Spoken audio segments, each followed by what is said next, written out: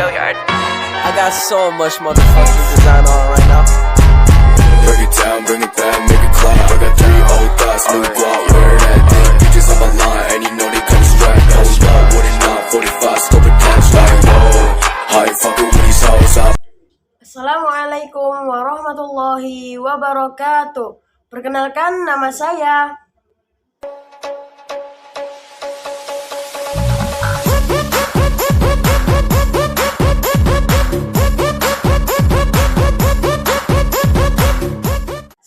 murid dari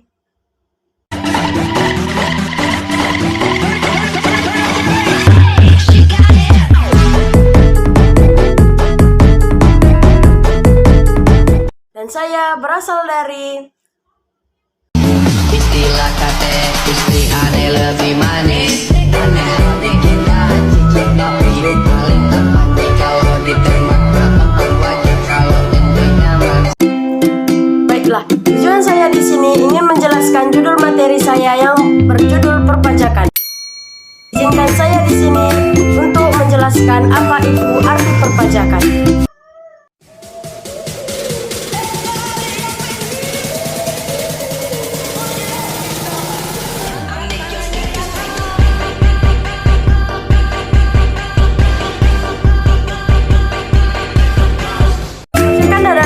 Sistem pemungutan yang memberi wewenang sepenuhnya kepada wajib pajak untuk menghitung, memperhitungkan, membayar, dan melaporkan sendiri besarnya pajak yang terutang. Di sini saya akan menyebutkan contoh pajaknya adalah pajak penghasilan atau PPH, pajak bumi bangunan atau PBB, pajak kendaraan bermotor. Pajak tidak langsung adalah pajak yang harus dibayar pihak tertentu, dapat dilimpahkan seluruhnya atau sebagian pada pihak lain. Contoh pajak adalah pajak penjualan, pajak pertambahan nilai atau PPN, dan bea impor. Fungsi pajak ada 4 fungsi. Di sini saya akan menjelaskan fungsi pajak. Fungsi pajak ada 4 fungsi, yaitu pajak yang harus kamu tahu. Apa saja fungsi pajak tersebut? Yaitu 1. Fungsi anggaran atau budgetier. Pajak berfungsi sebagai sumber penerimaan kas negara. 2.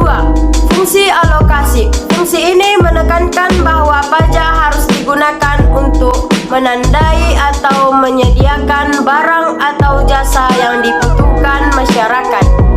3. Fungsi distribusi atau pemerataan. Dalam fungsi ini, pajak digunakan untuk pembangunan ekonomi. 4. Fungsi pengatur atau regulasi. Kalau fungsi pajak yang satu ini digunakan sebagai pelindung produksi dalam negeri. Berdasarkan sifatnya, pajak dibagi menjadi 4 kelompok. Apa saja itu? 1.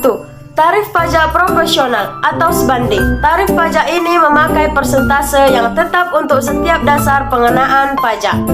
2. Tarif pajak atau konstan. Tarif pajak ini tetap besar atau jumlah yang dibayarkan itu sama. 3. Tarif pajak degresif atau menurun. Tarif pajak ini menggunakan persentase yang menurun setiap dasar pengenaan pajaknya.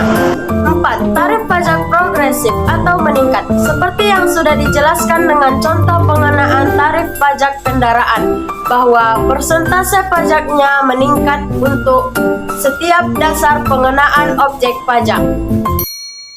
Nah, manfaat pajak itu sendiri secara umum ada 4, yakni membiayai pengeluaran negara yang bersifat self-liquidating atau memberikan keuntungan, seperti proyek produktif barang ekspor.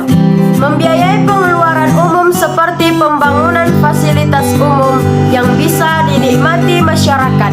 Membiayai pengeluaran produktif seperti menyalurkan bantuan bagi nelayan dan petani. Dan membiayai pengeluaran tidak produktif seperti menandai pembelian senjata perang untuk tentara. Nah, itu dia arti dari perpajakan beserta fungsi dan manfaatnya. Baiklah, cukup sekian presentasi yang dapat saya